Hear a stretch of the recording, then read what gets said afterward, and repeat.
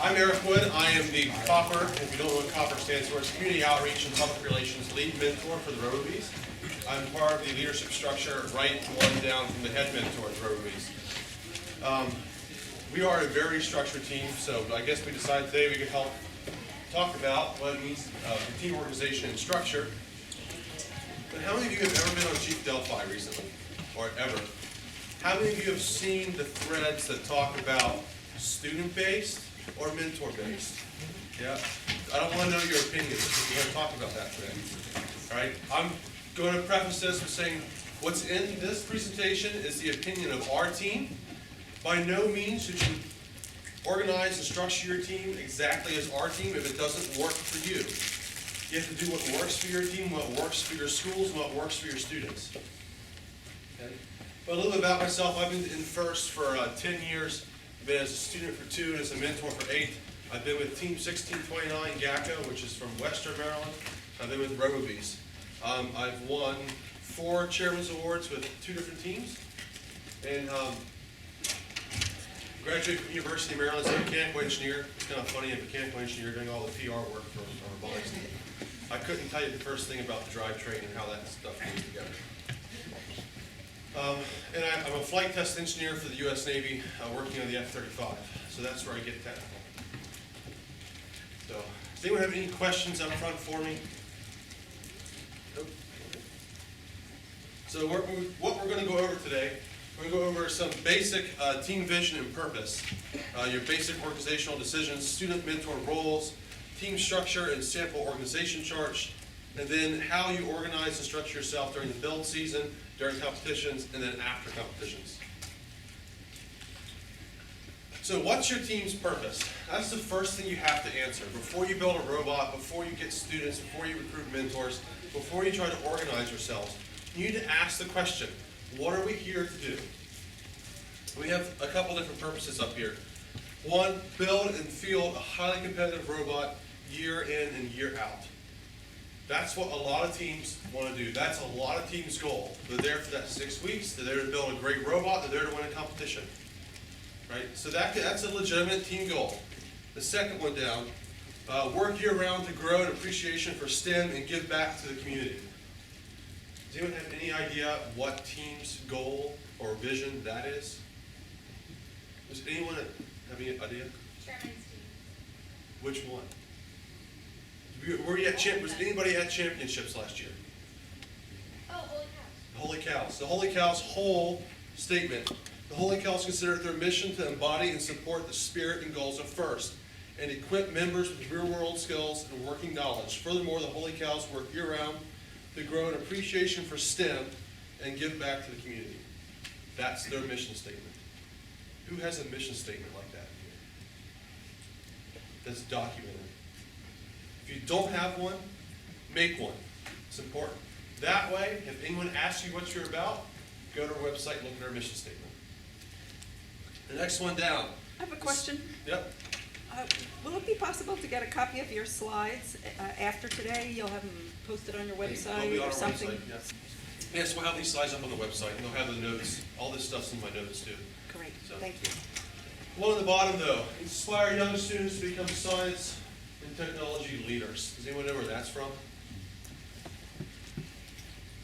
Any idea? RoboBees? Nope. I'll give you a hint. It's not a team. It's from FIRST. First mission statement. Our mission is to inspire young people to be science and technology leaders by engaging in an exciting, here's the important part, mentor-based programs that build science, engineering, and technology skills that inspire innovation and that foster well-rounded life capabilities, including self-confidence, communication, and leadership. If we are FIRST robotics teams, I feel like it's very important to base your mission statement and your goals off of FIRST's mission statement and goals. If your mission statement and goals is anything outside of what FIRST is asking you to do, or contrary to it, you're missing the point. But the first thing you need to do is decide what you're here to do. What's your purpose? It's pretty hard to develop a team and develop an organization if you're just going to sit around twiddling your thumbs asking yourself, what are we going to do?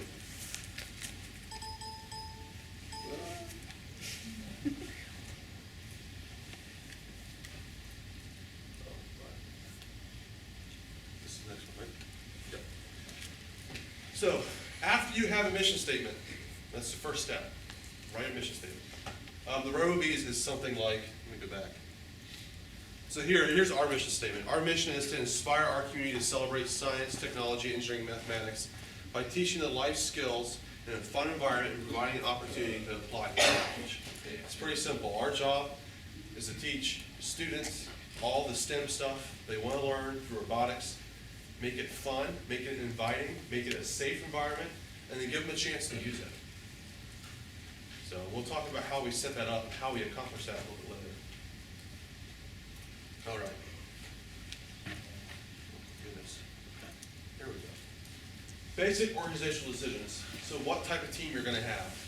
We're going to talk about this too, but are you going to be a year-round team? Are you going to be a school-based team? Are you going to be a community-based team? Are you going to be a build season team? Mentor-based, student-based, student-run, mentor-run? What type of team are you going to be? Some of you probably already have, most of you probably already have the decisions to this and the answers already. But, things change, so you might have to ask yourself this question again in the future. Who will make up the team? Is it going to be students and teachers? Is it going to be only students from one school, students from two schools, students from anywhere in the community? Is it going to be technical people from local companies? Is it going to be engineers, parents? Who's going to be on the team? What people? How will your team be funded? Are you going to have a 501(c) that goes out and writes grants and gets money that way? Is the school going to fund it? Are you going to have sponsorships? Are you going to write grants, or are the students going to pay for it out of their pockets? And yes, teams do exist that do that. Where will the team operate? Where are you going to build your robot? Out of a garage, in a classroom, in the cafeteria, at GM, like some teams do, who are very, very lucky? You're going to have a professional engineering workshop, or just an open space? When will the team meet? Are you going to meet during the school day, after the school day, weekends? Are there certain days you can't meet on? Big one. How big is the team going to be? I talked to a team recently in Maryland that went from having a team of 20 students a couple of years ago to this year they have a team of 80 kids and they have no idea what to do. They don't know what to do with 80 students. They say, we don't have the work for 80 students. So decide how big your team is going to be, the maximum size, of course, and stick to it, right? Or otherwise, you may find you have a bunch of students who aren't learning and you're not accomplishing your mission effectively. At the very bottom, again, what type of team are you going to have? The reason that's at the bottom and the top, you may decide, hey, we want to be a chairman's team at the top. And after you get through all these other questions, well, we really can't get there. We just don't have the support.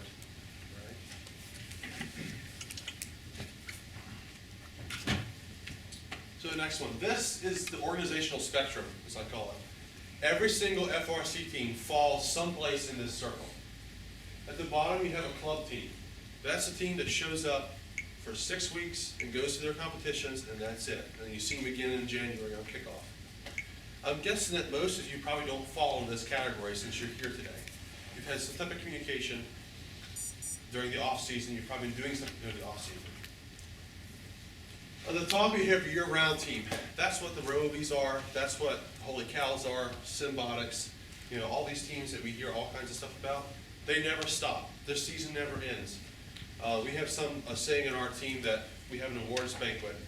The awards banquet is the last day of the current season and the first day of the next one.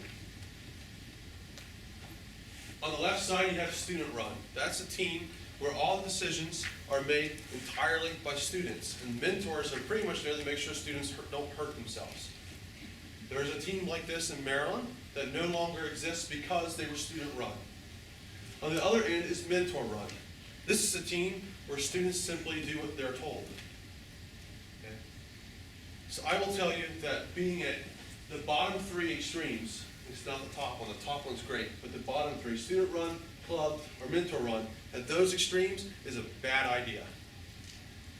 A completely student run team, you're missing the point at first. Mentor based.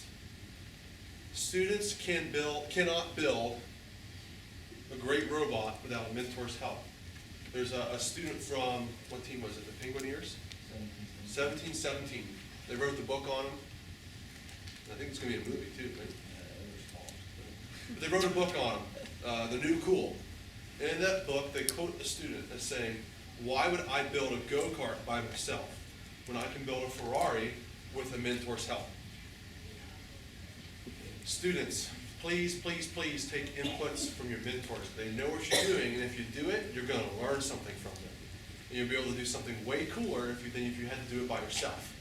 The purpose of FIRST is to get you side by side with people who have technical knowledge and use them in a partnership to build a better robot. A mentor-run team also defeats the purpose of FIRST.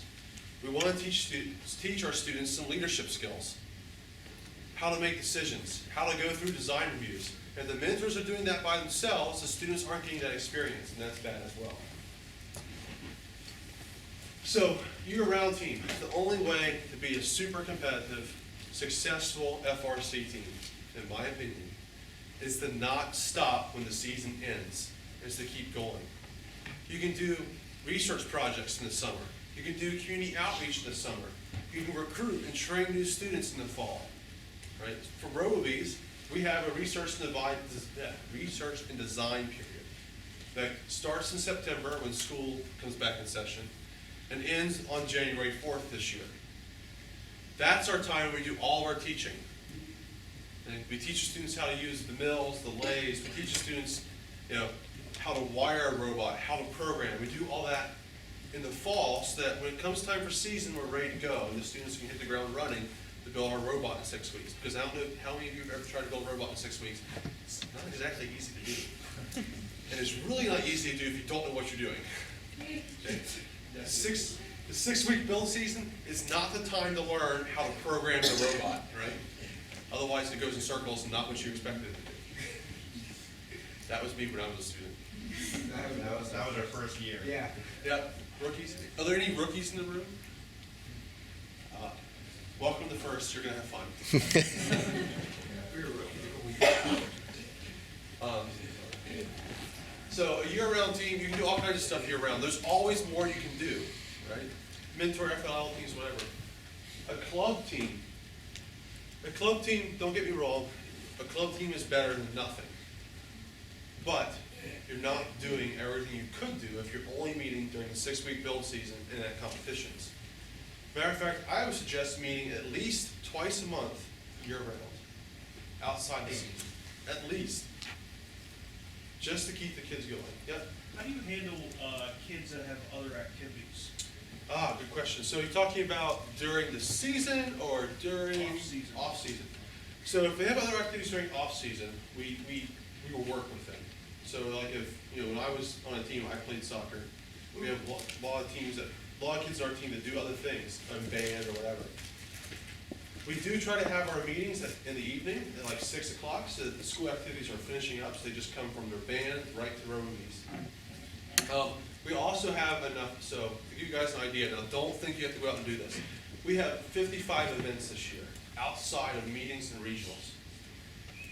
We only make it mandatory for students to come to 10 of those 55, meaning that they have 45 chances to miss. So if they can't make it to 10, then we start to think maybe it's a dedication problem. We do expect our students to treat our robotics team like they would, say, a varsity soccer or varsity football program. That's how we view ourselves. And that's when we went back to what type of team you are. We think we're as equal to any other school activity that's going on. So we hold our kids to that standard, we hold ourselves to that standard, and we have an attendance policy that's to that standard. Okay, then my add-on question would be, how do you handle kids that don't commit to it? Do you kick them off the team? Do you put them on probation? So the way our program is structured, we have an FTC team and an FRC team, all underneath the RoboBees umbrella. Students who aren't committed end up on the FTC team, which becomes a club team. Okay. Before that, at a point in time, we had travel restrictions. So, we used to have a team of 60 on the FRC. We've actually made our team smaller, down to 40. So we couldn't take everyone on travel. 60 people don't fit on a bus. It's really expensive.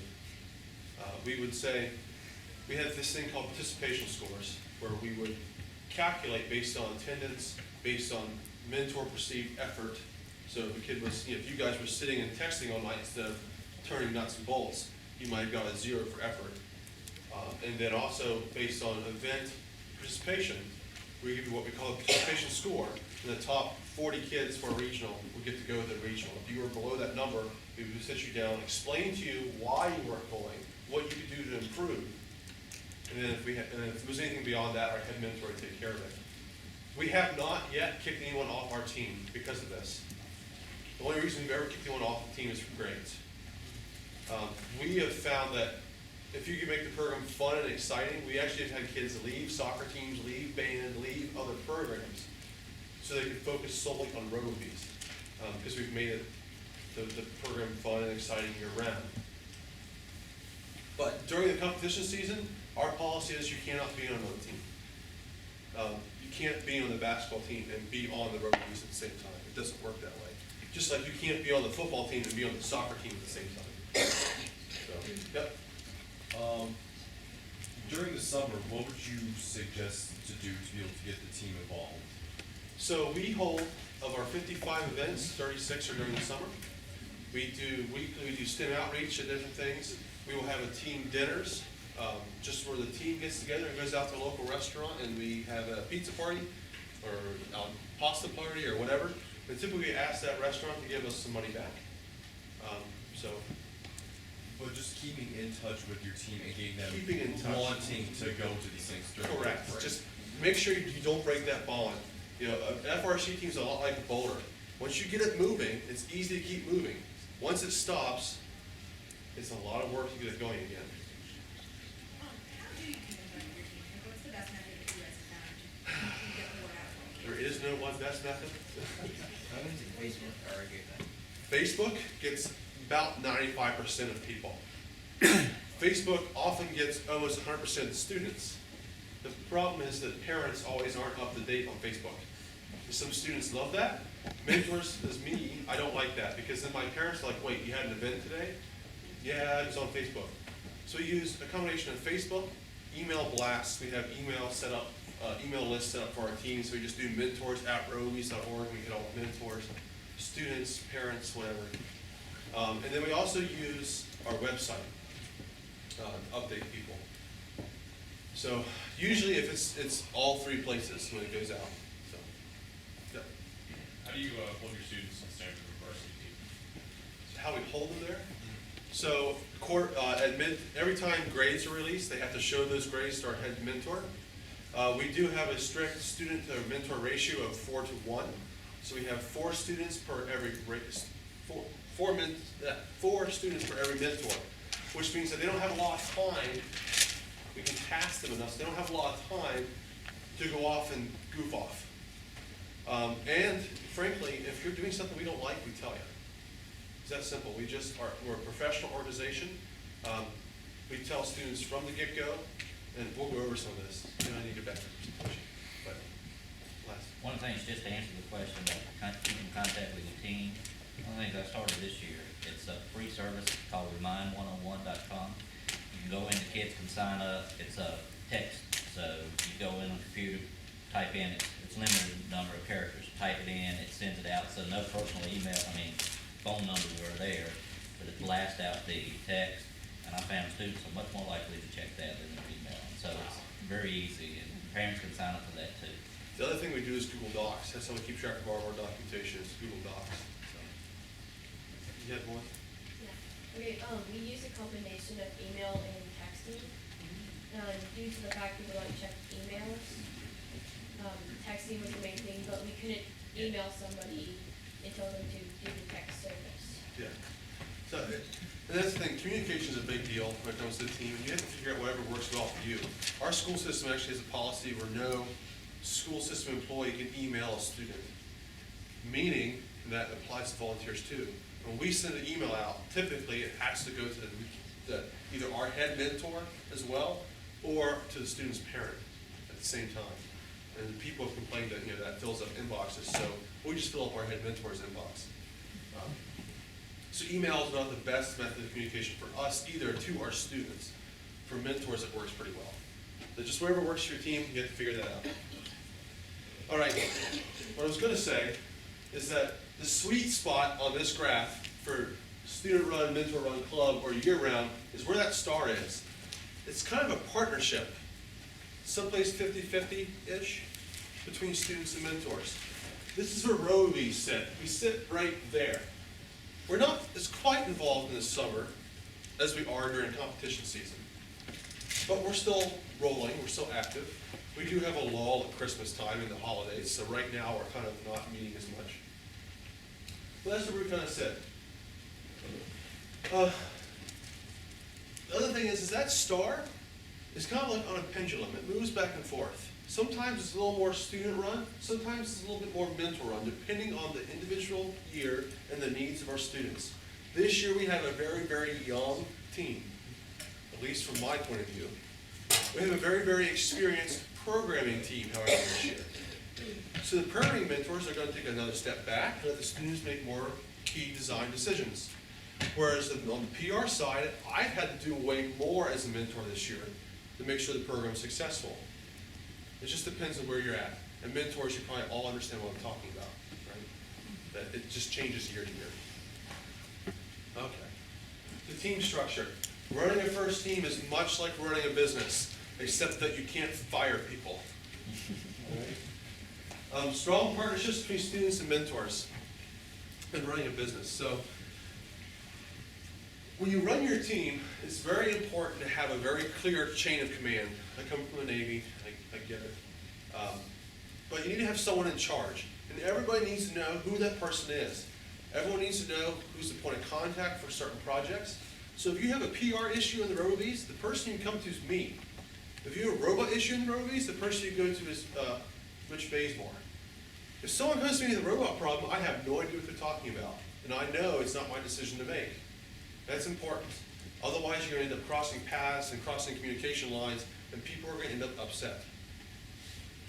So make sure you have a very clear hierarchy. Also, you need to make sure that one particular person is not overloaded.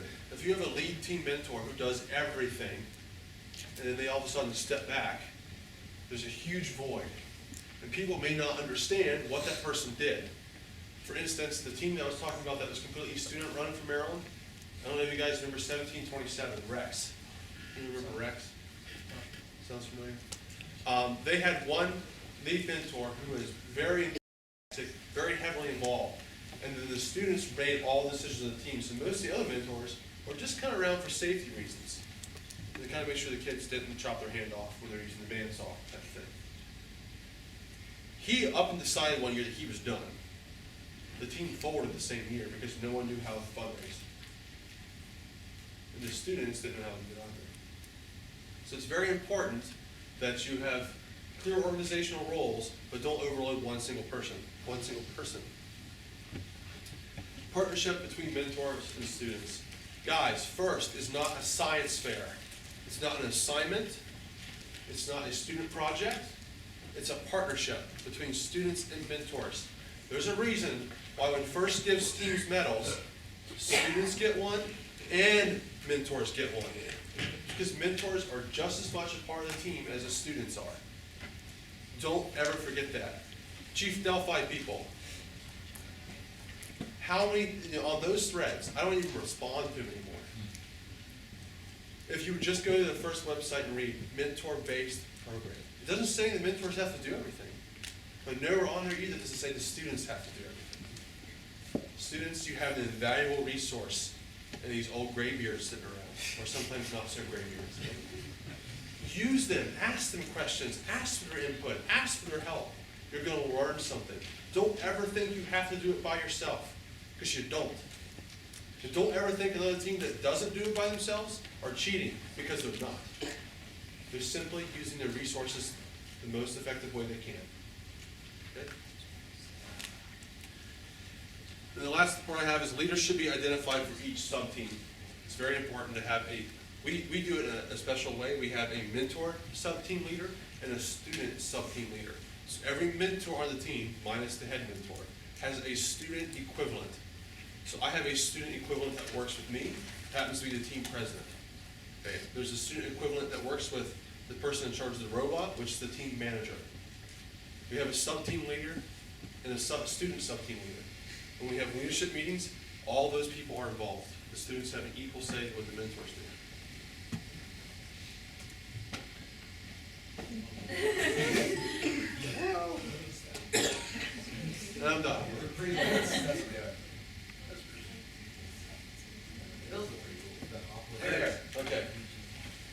not gonna take credit for this slide. This came from 1114.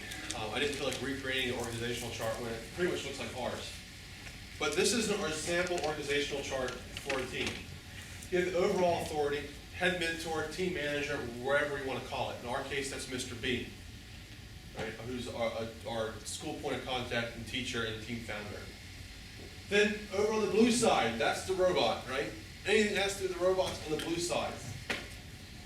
We don't call it engineering, we call it strategy at the top. So we build a robot based on a strategy, right? So the people that dictate how the robot's built is a strategy team, which is typically a mentor and a student. Then you have, broken out wherever you want to do it. You can break it out into design, strategy, and controls. We break it out into mechanical and everything but mechanical, or command and control and power systems. So we have 2 robot sub-teams, mechanical, command and control. Mechanical builds all the structure, the motors, all that kind of stuff. Command and control works their magic and makes it work. I don't know how they do that. Those sub-teams are further broken up by their sub-team leaders into individual tasks. So we have a drive team group, we'll have a CAD group, we'll have a manipulator group, and that's their role. In command and control, there'll be a control for the arm, a control for the drive, people that will wire the robot. They'll be broken up more. But then we have a whole other half the team.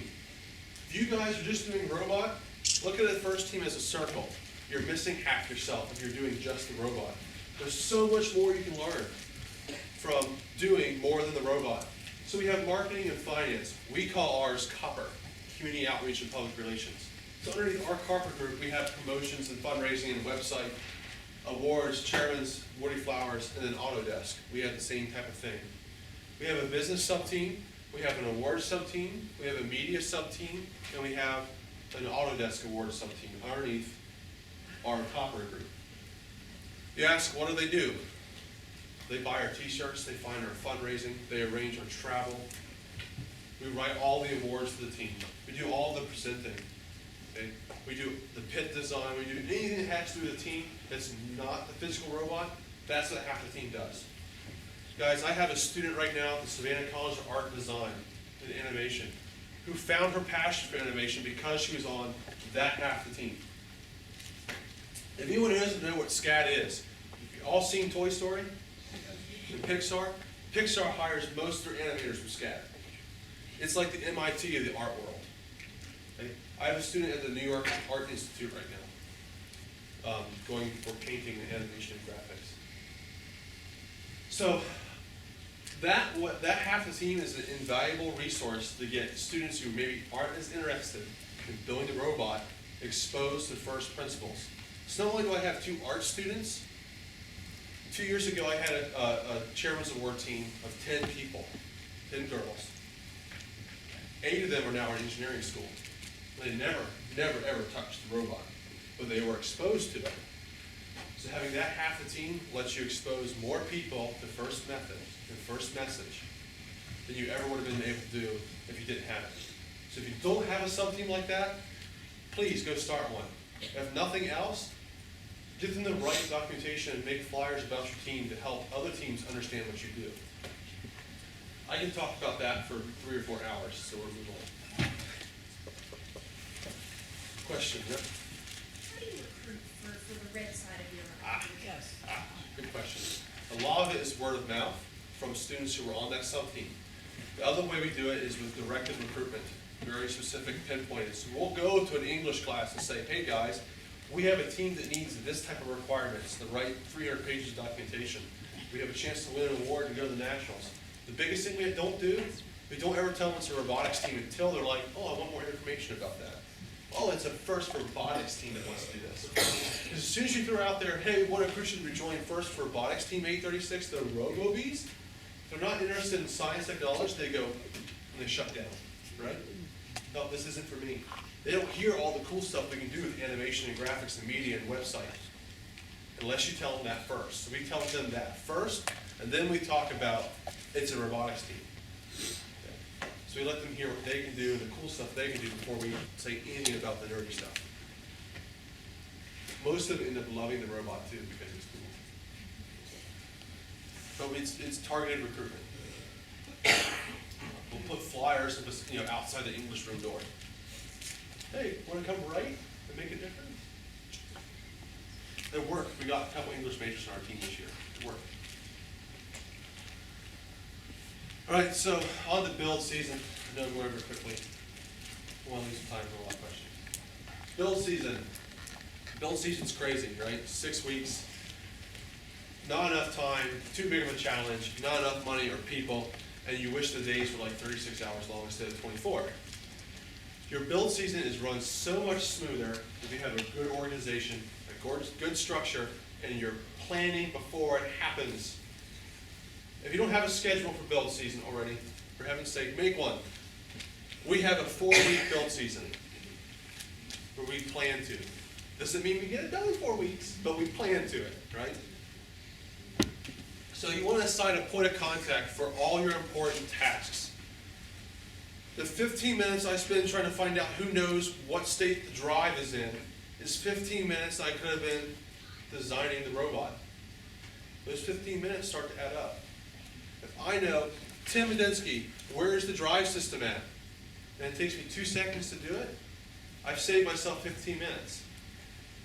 You may not think about it now, but when you get to the end of the season and you need to do something that takes 15 minutes and the robot has to be in the bag, and you don't have 15 minutes, you would have wished you would have had your very specific point of contacts.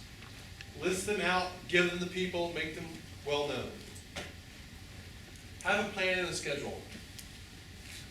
How many of you guys order materials that you know you're going to need before kickoff? No money, yeah, no, we have the same kind of problem. If you can, order what you need, like wheels. If you'd like to use a certain type of wheel and you use 6 of them, order 12. Right? So you have them. The worst thing that can happen is Andy Mark is terrible at this. Build season's here. Sorry, we're out of stock. Well, but I have a hard deadline that's not moving. Okay? You avoid that whole thing if you do it before the build season, if you have them sitting in a closet somewhere. For your field, to build your field, you typically always need plywood and 2x4s. Have some 2x4s ready to go in the morning of kickoff. That way, as soon as you get the game, you can have a group of people go start to build your field elements. Right? The biggest thing that we always mess up on, and this is my fault, we print off several thousand pages of documentation. I always forget to bring paper. Something as silly as that can cost you 2 hours on kickoff day. And 2 hours is an invaluable amount of time. Just be prepared. Have a plan. Go through a practice kickoff day before kickoff. So to make sure you have everything you need. Leave time to test. We do RAP, which is called RoboBees Assistance Program. We show up at regionals and we help other teams finish and complete, reprogram their robots. So many teams go out in the field for the first time without ever practicing or testing, only to figure out that forwards is actually backwards. And they got to turn the joystick around and try to figure out how it works. Leave, if nothing more than at least a day to test your robot. I'm a test engineer. It's what I do for a living. We would like to test it all we can until it's perfect. I know that's not realistic, but leave some time. That's why we plan for a 4-week build season. Time to test and redesign. That's what makes the good teams great, is this ability to test and redesign. If you have the means to build even parts of your second robot, if you have the means to build a second robot, or even parts, like the key, just the drivetrain and just the manipulator, build a second one so you can keep tweaking and testing past bag and tag. Yes, folks, that's not cheating either. That's simply using your resources to your advantage. We build a second full robot every year that's identical to our main competition robot. It gives us time to practice, test, and redesign. You wouldn't know it by our competitions, but we'd like to think we get better as time goes on. Student to mentor ratio. This is when it's really important. 4 students to 1 mentor, maximum. Anything more than that? Tim, you had how many last year? 8 students to 1 mentor. You can't get anything done. The students don't learn all they could. That's why we reduced our team size this year. We just didn't have enough mentors for 60 students, so we said 40. That's it. No more. And I've had the students tell me I'm learning way more this year. Had mentors tell me it's much more enjoyable this year. So if you have a team of 60 now, and you only have 10 mentors, go out and find some more. Because build season's gonna be rough. The good teams do this too. They have a student to mentor ratio in it. Don't forget about non-robot tasks. How many of you guys build on Saturdays? Through lunch, through dinner? How many of you have to stop to go get dinner? So a lot of you guys already do this. You have parents bring dinner into you. Oh, that's so awesome. And a lot of times it's cheaper and better than fast food. Little Caesar. The other thing you can do, keep a bag of pretzels, keep some snacks there, so that if someone's getting hungry, you know, we all like to work on gas tank on full, right? We don't work well when we're hungry or thirsty. So keep a can of water, keep some bottles of water, or a can of pop, or whatever you want to do, at your build site, so that people have something to snack on and drink. Award deadlines. I don't know if it was a team from Virginia. There was a team in the tri-state area last year, or a year before, that was a chairman's competitive team that simply missed the submission deadline because they were all working on the robot. How disappointing to do all that work and just forget about submitting it. Don't forget about this stuff. Make a calendar that has all your submission deadlines. We need to have stuff finished by for your non-robot tasks. I would even suggest having a couple students who, this is their job. They don't even touch the robot. That's what we do. So wild competitions. So competitions, as stressful as build season was, now your competition with 60 some other teams, thousands of people.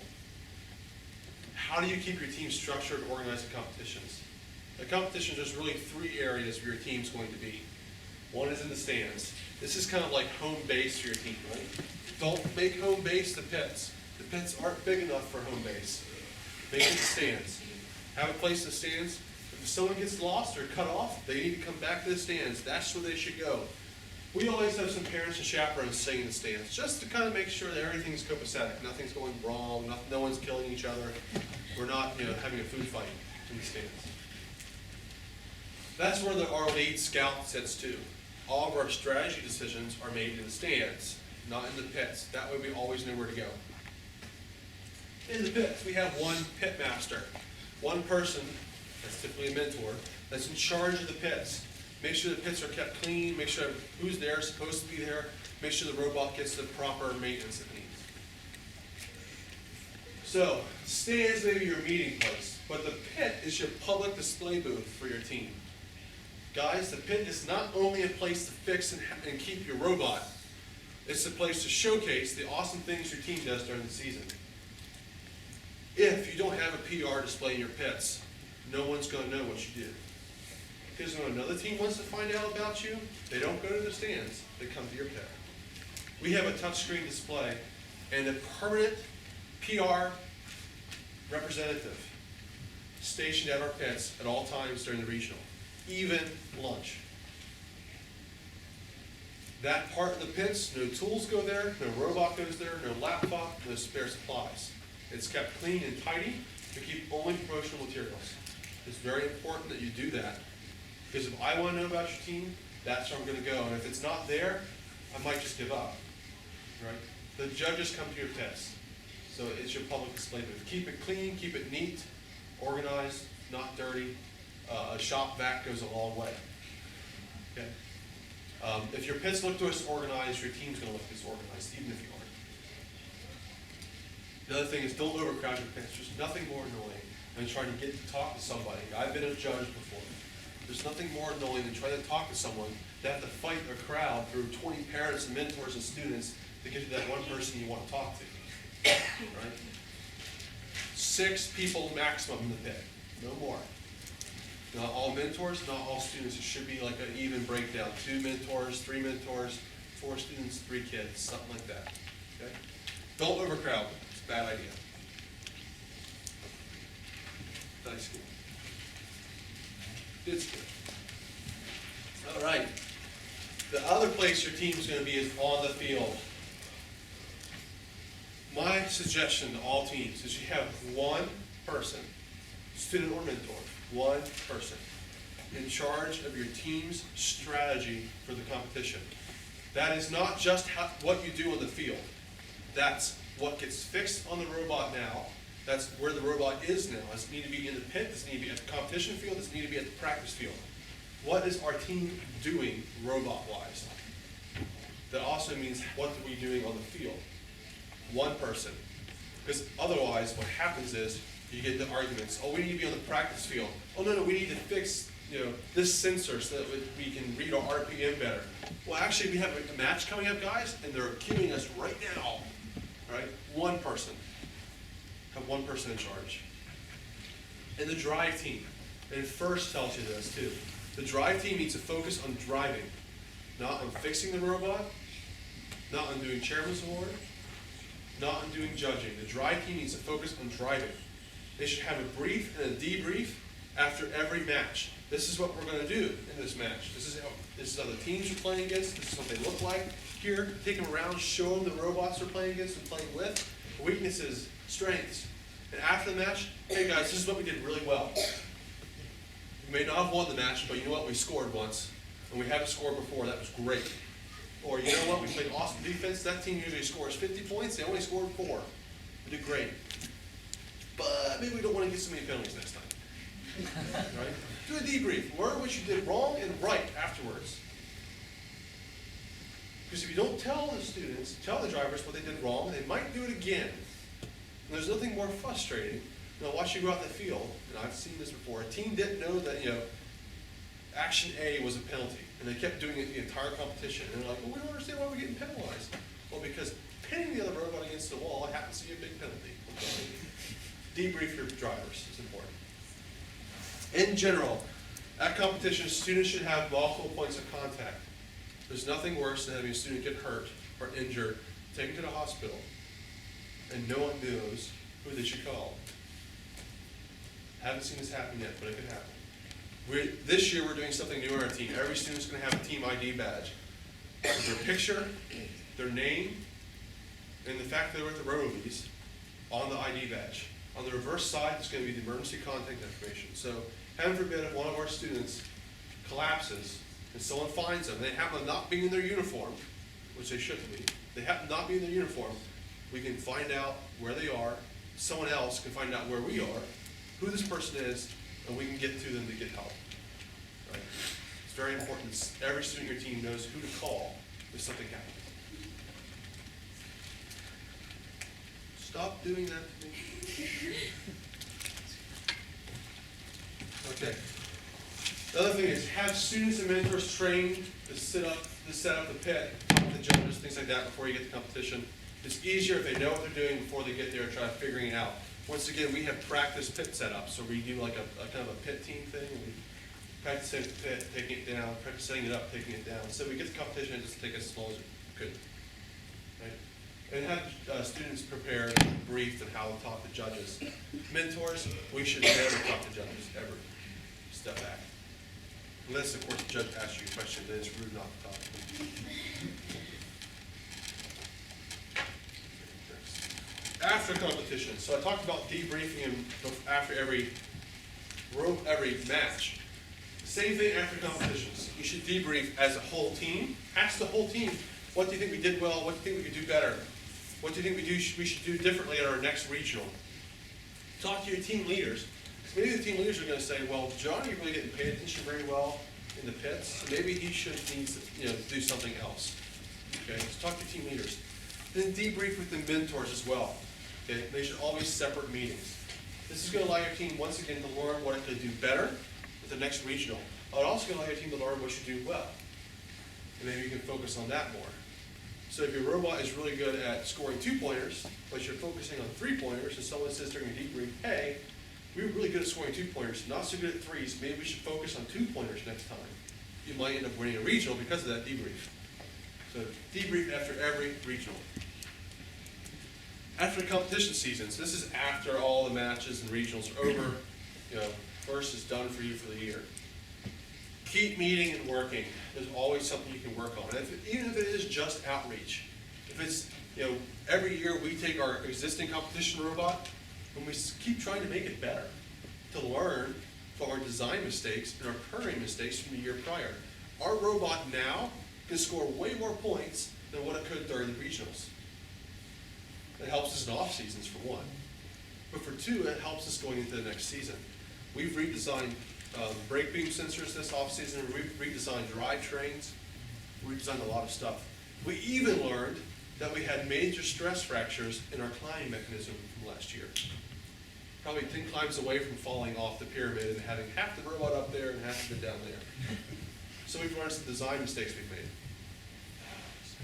made. After the season, I mean right after, in May too, and I wish our team did this. This is not something our team does, but this is something I wish we did. Just go and bring our new students in before the summer. That way, they get the experience of being around everybody and doing the outreach and doing the research projects before it gets too crazy in the fall. Summer's typically the deadest time for people, for student-wise. There's no school going on, there's no homework. There might be summer jobs, but there's no homework. Okay? So this is a good time to start training people in the summer, if you have the ability to do that. Lessons learned from RoboBees. Single point of failure elimination.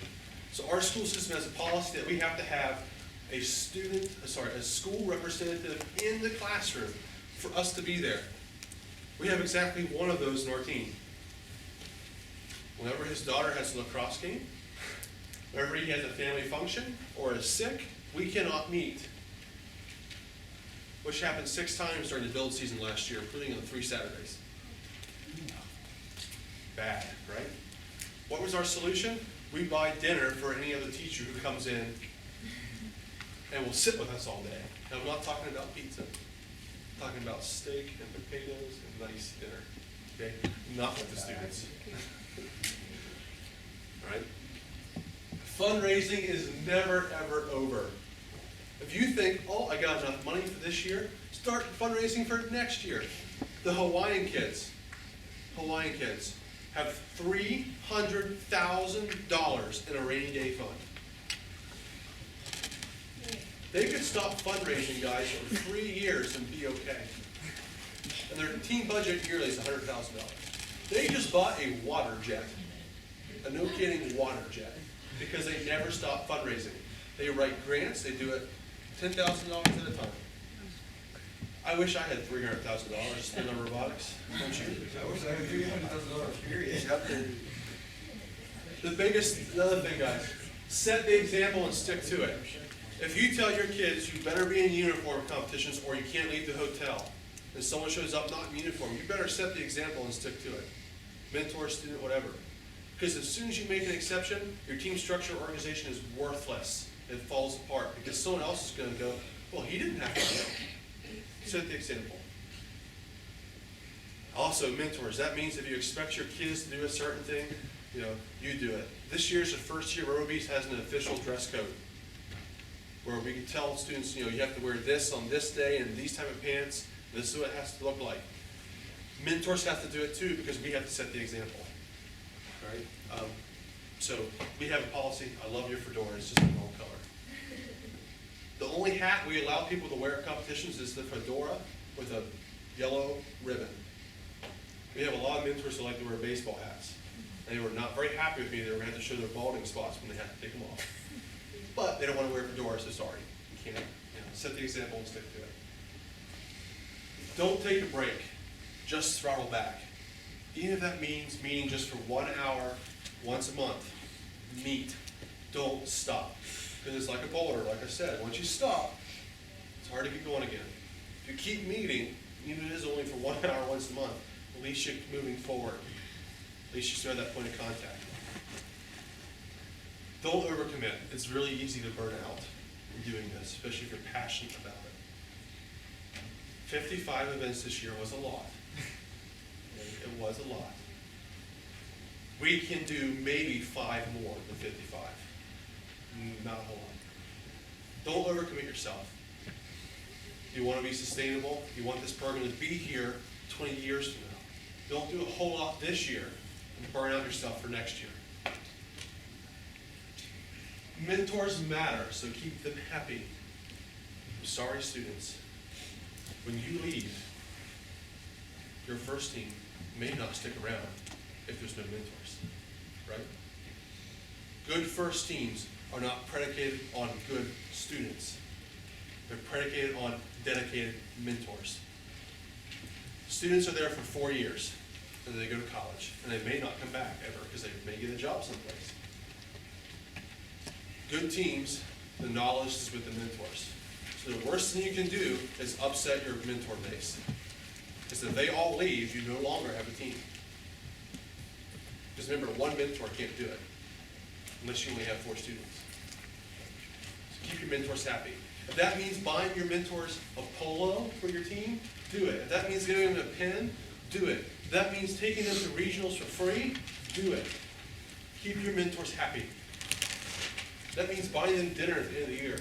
Dinner is very little compared to the cost of this program. That means bringing mentors that are working at midnight a snack. You need to do it. Have an orientation for parents and students so that everyone understands the expectations. This is where we talk about our team handbook and SOPs and imagery guidelines. We have very specific rules and standard operating procedures and then imagery guides for our team that you cannot break, right? So this is actually in violation of our imagery guidelines. This was last year's shirt. It's no longer going to be because it's not right. The font in RoboBees is incorrect. It's Magneto. It's not whatever this is. All right. So having imagery guidelines. The team handbook, then it's really easy to tell students this is where the dress code is, and this is why you're in violation of dress code, because wearing wind pants is not allowed. All right. So team handbook just clears everything up, lets everyone know. Most importantly, have fun. If you're not having fun doing this, you're in the wrong place. This is something that's really fun. You know, I wake up every morning on time for regional competitions, and I hate mornings. Okay? I love first. Have fun doing it. And the biggest thing, especially mentors, don't forget why we're here. We're not here to relive our high school days where we wish we could have had a robotics team. Okay? We're here to help students have a mentor-based experience where they're going to learn a lot about whatever they want to learn about. Right? And we're going to prepare them and give them life skills so when they go off to college, they're going to be more successful compared to their peers. That's what we're here for. Right? With that, questions? Yep. How do you attract mentors? How do we attract mentors? So, our team is a little bit odd, mentor-wise. We have maybe 2 or 3 mentors who are parents. We are very lucky that we have a very large Navy base that's 20,000 civilians right beside of us. So for us to go attract mentors, we go, hey, who wants to play with robots? And they just kind of show up. More importantly, you should ask, how do we keep them? This is not my decision. This is Mr. B's decision, who's in charge of our team. All of our students pay $120 for each regional, which is way less than what it costs to go to each regional. Because we always have to stay overnight, at least 3 nights, take a bus. All right? Mentors are paid for. The team pays for them. Because we're already taking off work. We're already sacrificing a lot of time in the year. So Mr. B, and we've argued with him lots of times, so mentors can pay half, mentors can pay something. He will not budge. He believes that his program is successful because he pays for mentors to go to competition. And because he gives us 2 polos every year. If you want to be a mentor in the RoboBees, you don't have to pay a dime. Now, a lot of us will buy stuff for the team and not tell him about it. Hey, here's a $500 servo. Shh, don't tell me it came from the garbage dump. Right? So that's what we do, mentors do to give back. So that creates a relationship with the team where the team can ask a mentor for something financially, and the mentor is going to say, well, hey, the team's giving me all this. I don't feel so bad about doing this now. Now, I'm not saying your team has to do that. Your team may not be financially able to do that, but do something for the mentors. If it's just a plaque or a t-shirt, do something for them. Okay? As far as recruiting, look in your technology base. If you have any engineering firms or anything around you, recruit there first. But in the end, I mean, really, there's enough resources out there that an average Joe can build a robot that is at least the minimal competitive concept for to that year. Really, you just have to be able to move and score at least a point to be the mentally, most teams, if you look at it, a lot of first teams don't score points. They actually are more detrimental to their alliance than what they are beneficial, because they just don't drive around. Just getting moving drive base is a huge accomplishment for a team. And anybody, a parent can do that with the right support. So ask parents, it's hard. Yeah. So you mentioned your participation score. How do you handle that, like in terms of, does a mentor sit there and like keep track of who's there, or and like score for everybody, and then like how exactly does your equation? So, one is attendance. Attendance is taken by the team president at the beginning of lessons. So if you're there, you're there. If you're not there, you're not there. It's pretty simple. Effort scores is given by the sub-team lead mentor. So the mentor who's closest to the students determines, oh, they were really trying hard today. And it's not what they accomplished. Don't get, it's not about, oh, they accomplished a lot today. It's they tried hard today. It's a big difference. They tried hard today, they didn't try hard today. So I gotta have a student that accomplishes 10 tasks, but doesn't really try very hard. I have a student who accomplishes 1 task, but tried really hard. The guy with 10 tasks didn't try, is getting a bad effort score. 1 task, tried hard, high effort score. Then we keep track of, I take attendance of events participated in throughout the year. And then we have this spreadsheet that you just put the data in and it calculates it all. What are the percentages? So attendance was like 66%, effort was like, oh yeah, that's right. So attendance was 66%, but if you only put in effort half the time, you only got 33% of the credit for attendance. So if you were there and didn't do anything, it was like you weren't there. Then the other 33%, or whatever, 34% was attendance of events outside of meetings. Figure out what it is for your team that works best. That's what we came up with for ours. Sit down and let these out. Questions, anyone else? What advice do you have for small teams where you're maybe working with a dozen students? How small are we talking? Maybe a dozen students or Dozen. less. Start early. Don't wait till competition season comes to plan, because you make a mistake, it's bigger than if we make a mistake, right? 40 students and we forget to do about something, we can always reassign someone. You may not be able to. So 12 students or less. During the 6-week build season, you're almost going to have to focus exclusively on the robot, right, to get it done. If you can spare 1 student just to keep track of your awards deadlines, stuff like that, that'd be great. But do that stuff before the season happens. So if you were, for instance, if you were doing Chairman's Award, and you say, I have to have all my 12 students doing it, working on the robot before, working on the robot during the season, do your Chairman's Award, it should be done now. And it should be submitted now. That's one of the reasons why it first opens up the deadline so early. The other thing is you're lucky because it costs you less to go places. So maybe you don't have to fundraise as much. Just think about, your team's gonna be more nimble, maybe you don't need a bus to go somewhere, maybe you can just carpool. And we gotta have a charter bus every time we go somewhere. Anybody else? What are your recommendations for teams that are going through rapid growth, and how are they improve? Set your team limit. The first thing you need to do, decide, I can handle 40, 50, 60, 70, 80 people. But once you hit that number, don't budge. Because if you go over that number, it's gonna be detrimental to your program.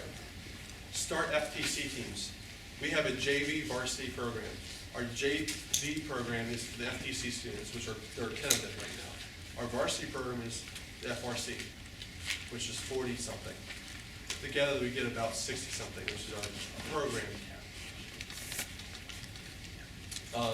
Make sure that you have some type of qualification process, that you're not getting people that are just coming to show up and be social. If that's the case, say, hey, you need to work, or you need to leave. We're not here, it's not a social event, right? It's a learning experience, it's like school. How do you find students are dedicated? Practice. If they show up and they do what they're supposed to do, we have an application process where we ask the students to write an essay about why they want to be on the team and what they're going to get out of it. And if they write 1 sentence, they don't really want to be there. So far, we have not told anybody they cannot join our team. We have not had the numbers to the point we've had to do that yet. But when that day comes, we will. Well, and with that, the caveat is there are 50 other robotics teams in our area of some level, FTC, VEX, something they can go join. And do you have any advice for delegating power, when it comes to the outreach side of the team? As in, one, you should have someone in charge of it. That's my job on our team essentially. Have somebody in charge of it. And then I can't show up to everything.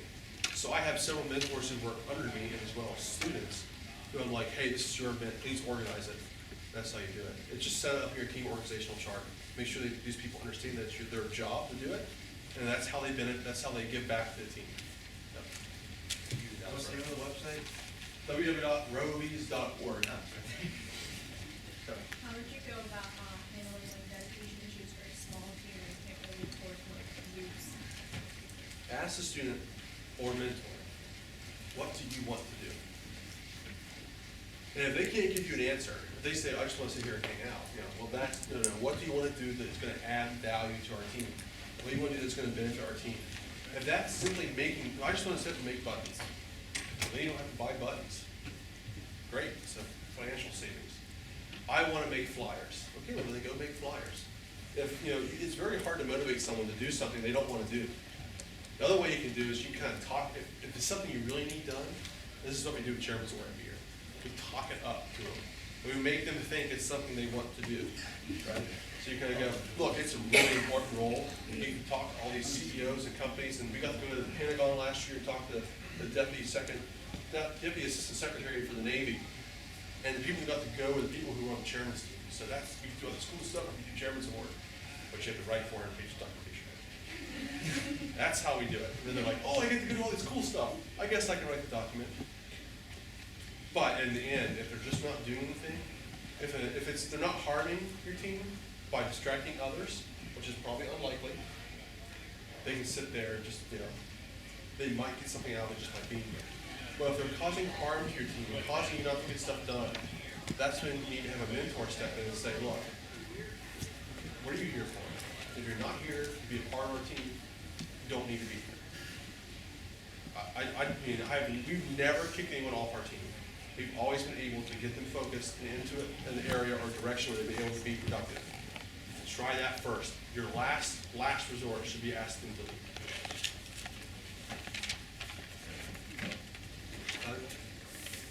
You want to present that? Thank you.